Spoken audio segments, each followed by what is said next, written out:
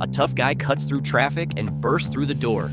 Without hesitation, he goes straight up to a clerk, shoots him, and despite noticing a security camera recording, he leaves without fear. The man is a getaway driver who 10 years ago collaborates with his brother to rob a bank. Later, a rival gang finds them and attempts to steal their money. The driver reveals the location of the hidden cash. Under the floorboards in the kitchen.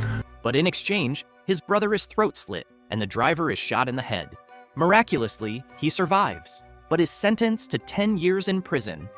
However, time does not quell his intense desire for revenge, which leads him on a long and difficult path to track down and retaliate against everyone involved in his brother's murder. Throughout those 10 years, this tough guy never stops training, defeats every challenging inmate, and tattoos every victory on his arm. Finally, he is released from prison. The warden gives him some advice before letting him go and hands him a business card in case he runs into trouble outside. But the driver only cares about one thing. Where's the exit? When he steps outside, he throws away the business card and decides to stretch his legs. The driver runs to an abandoned parking lot where a stylish Chevelle SS is ready for him. The key is placed on the front wheel. The driver lifts the hood and finds all the information cleverly hidden in the glove compartment. He also finds a revolver under the seat. He starts the car without any trouble and successfully takes care of his first enemy. The next scene takes us to a roadside motel where a man in the bathroom is attempting to buy illegal substances from a drug dealer. He pulls out a crumpled bill from his pocket, but the dealer is not pleased with such a payment. After a brief dispute, the buyer convinces the dealer to make a deal. Please.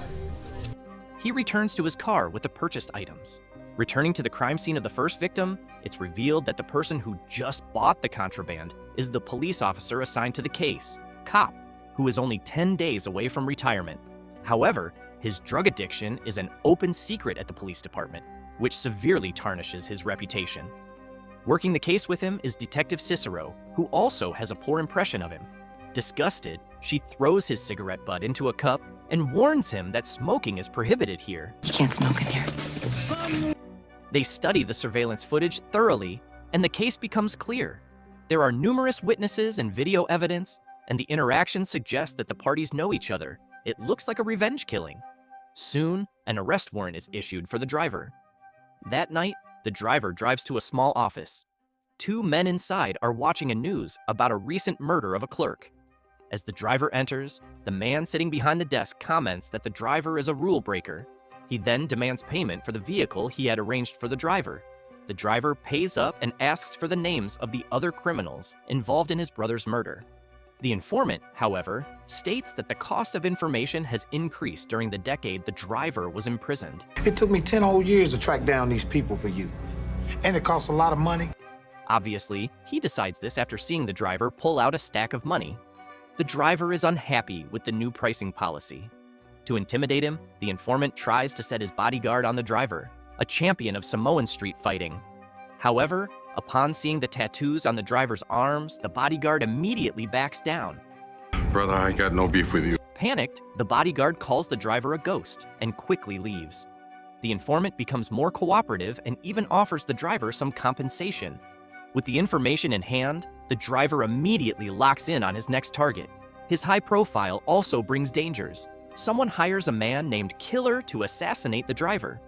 Killer is a young, wealthy man who lives in a luxurious house with his beautiful girlfriend and pays great attention to maintaining his physique. On Killer's wall, there are photos of him, including magazines with his face on the cover, each reflecting his achievements in his career. It's revealed that Killer had leg problems as a child. However, his yoga practice is almost at the level of street dance. He wakes up his girlfriend and talks to her in the backyard, claiming that he has completed his yoga training and now needs more challenging tasks. Though he seems too optimistic for an assassin, he indeed receives a new target. Over the phone, he hears, "Got a new client for you." Killer receives the driver's photo. Without hesitation, he gets ready, with the help of his girlfriend, packs up, picks up a gun, and then drives off in his sports car. Just before leaving, Killer rushes out to give his girl a kiss. Subsequently, Killer talks to his therapist over the phone. He expresses boredom with his missions, but lies to her, claiming to be a surgeon specializing in tumor removal.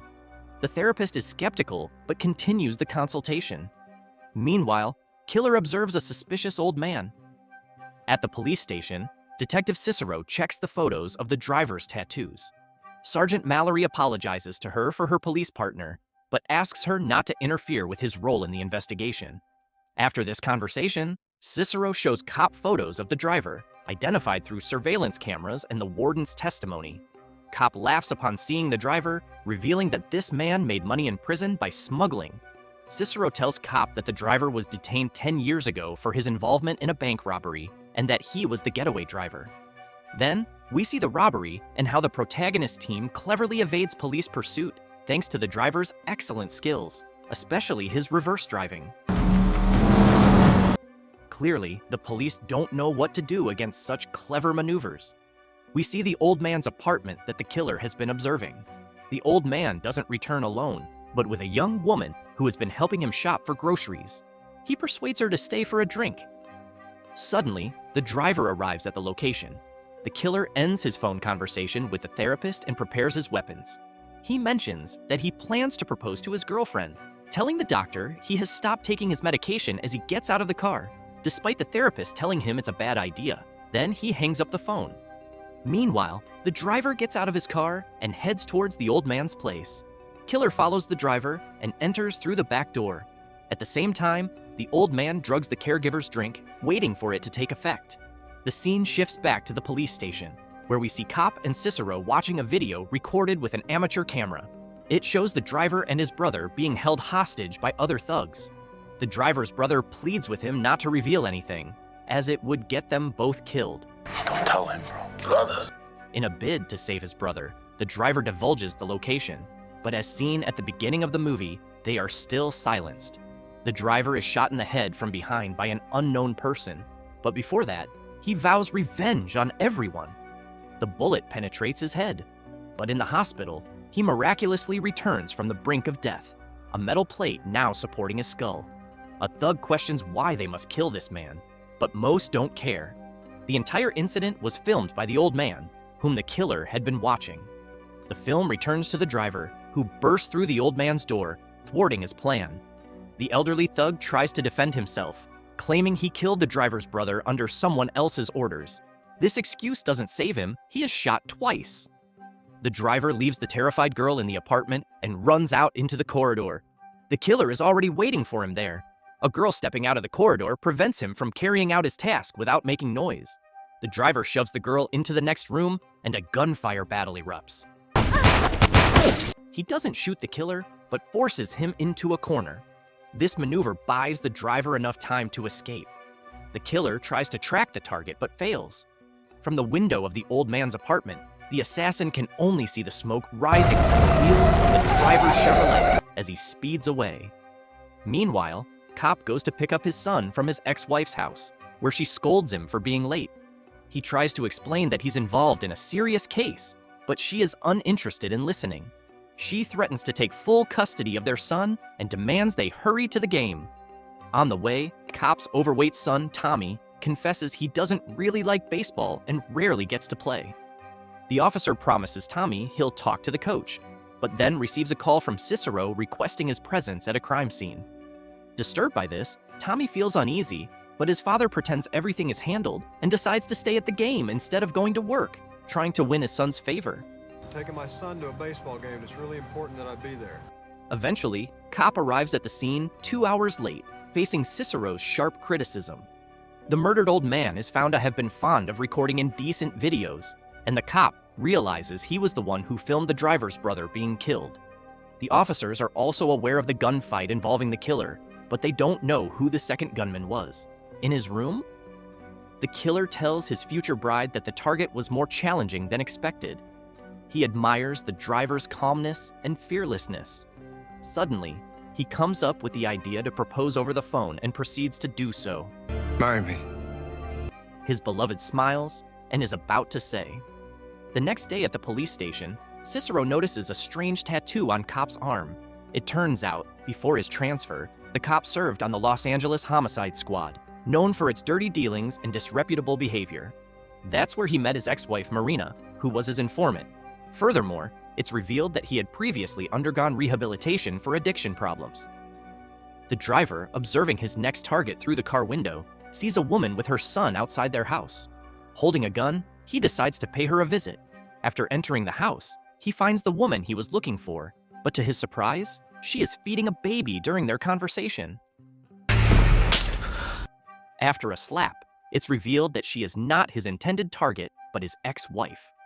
It turns out that the driver had not allowed her to visit him during his 10-year imprisonment. He mistakenly thought the boy he saw through the window was his son. Unfortunately, he was wrong. The lady has moved on, building a new life for herself and her child. Regrettably, the driver's child never came into this world because the mother chose to have an abortion. Heartbroken upon learning this news, the driver leaves, continuing on his path of vengeance. His former lover tells him she knows what he is doing and wishes him luck.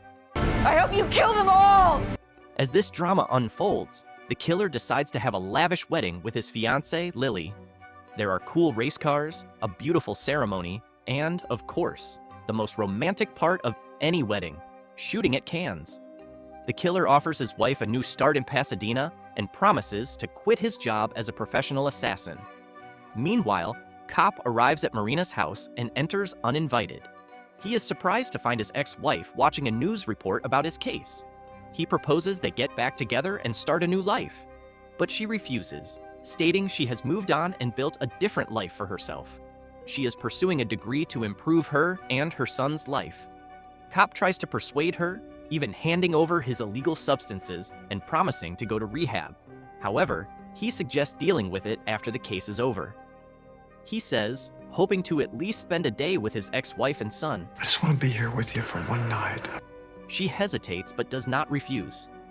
Listening to the radio, the driver heads towards his new target at night. He stops outside a club, finds the right person, and enters.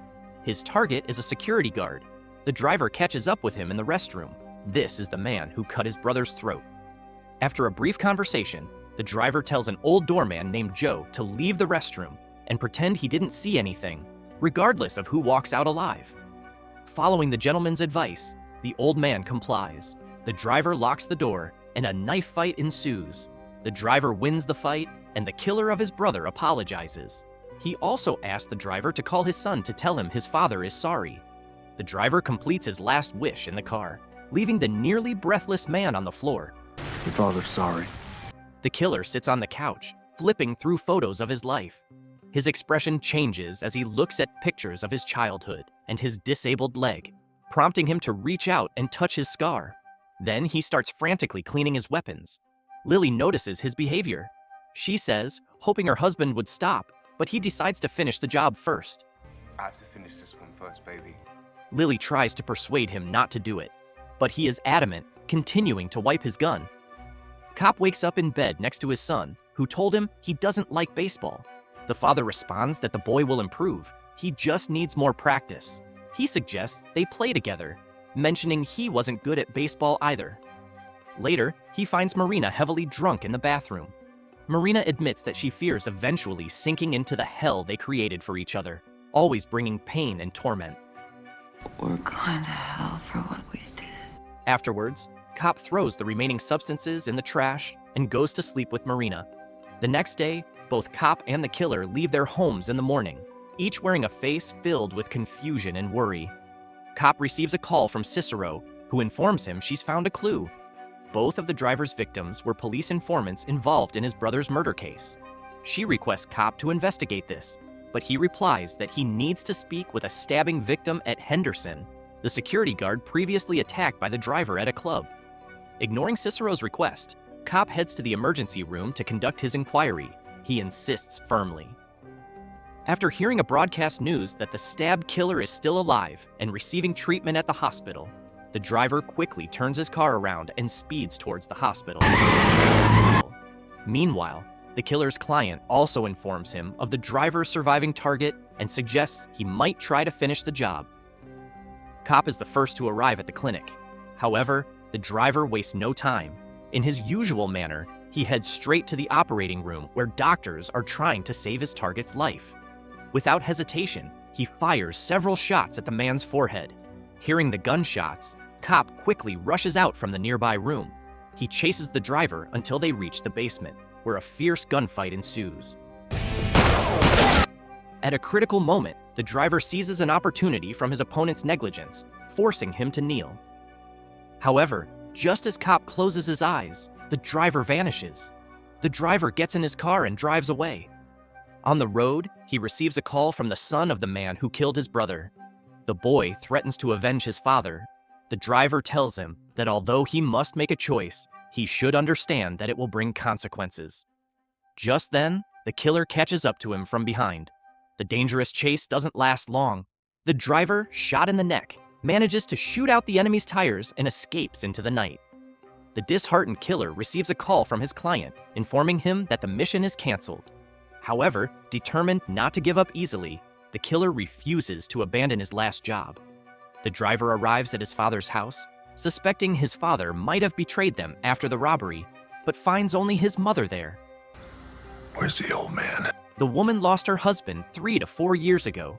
She treats her son's wounds and assures him that her late husband loves Gary deeply and would never betray him. The driver explains that they robbed the bank to pay off Gary's debts, and he volunteers to help because he can't abandon a brother in need. After picking up his brother's ashes, he sets off for his next target, pondering who might frame them at the police station. Cop tells his partner about his encounter with the driver at the hospital and how he miraculously survives. Everyone around him congratulates him for nearly capturing the criminal. Cicero forgives him for hanging up on her and shows Cop a list of the driver's potential targets. They are all informants who serve minimal sentences for serious crimes. Cop decides to check on those on the list who haven't been attacked by the driver yet. Meanwhile, the driver catches up with his last target on the list, only to find it's an itinerant preacher whom he's been listening to on the radio throughout his journey. The preacher is delivering a sermon in a mobile temple tent. Upon arrival, the driver waits patiently for the sermon to end, then approaches the preacher.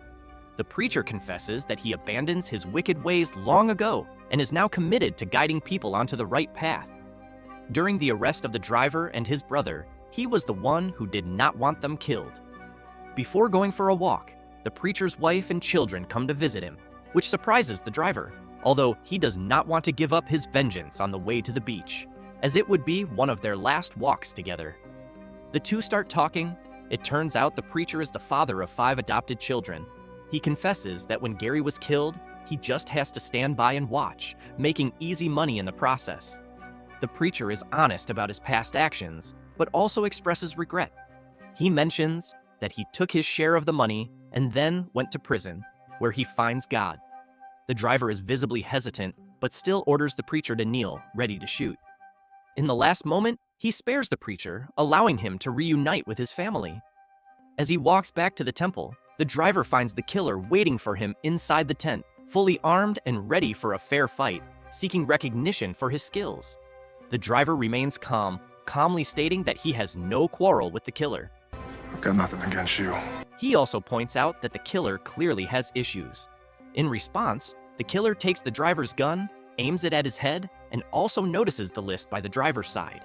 The mercenary says there should be one more person on the list, the one who hired him to kill the driver, but he doesn't reveal the person's name. Meanwhile, Cop, who just arrives, gets out of his car and approaches the temple. He sneaks up behind the driver, orders the killer to drop his weapon, and threatens dire consequences. Put the gun down. Just as the killer lays down his gun, a gunshot echoes through the air. Cop shoots the driver in the back of the head. It is revealed that Cop is not only the person who hired the killer, but also the one who first tried to eliminate the driver. Cop tells the killer that when he sees the mercenary fail to kill the driver at the old man's apartment, he decides to get involved. The killer shows him the list, pointing out that the driver is completely unaware of Cop's involvement. Cop admits that he realizes everything in the clinic's basement when the driver doesn't shoot him. It turns out, Gary's girlfriend is a detective's informant who exposes the entire gang. Cop's other informants help take away the money that the driver and his accomplices stole. After hearing this thrilling story, the killer leaves the tent, but Cop catches up with him, attempting to pay him for his work. The young man charges only $1 for his services, saying that contract killing is his hobby. However, He refuses the payment because technically, he didn't kill the target. In the end, he says he's done. Cicero goes to the crime scene, and on the way, realizes that all the involved informants have the same supervising officer, her partner, Cop. She starts to suspect he might be involved in everything. She calls the department, and her boss tells her Cop was the one who requested to be assigned to this case. He begged for it. Then all the pieces come together. Cop calls his ex-wife to tell her the case is over. He feels good, thinking everything will get better. He plans to start anew. We're gonna be fine. But his positive thoughts are interrupted by a gunshot to his back. The steel plate in the driver's head proves tougher than the bullet. The killer returns to his wife. Cicero arrives at the crime scene and discovers Cop's body. The lady has not told her colleagues about his past. At sunset, the driver scatters his brother's ashes over a reservoir and drives towards the horizon. Meanwhile, a pastor enthusiastically talks to his congregation about the importance of forgiveness.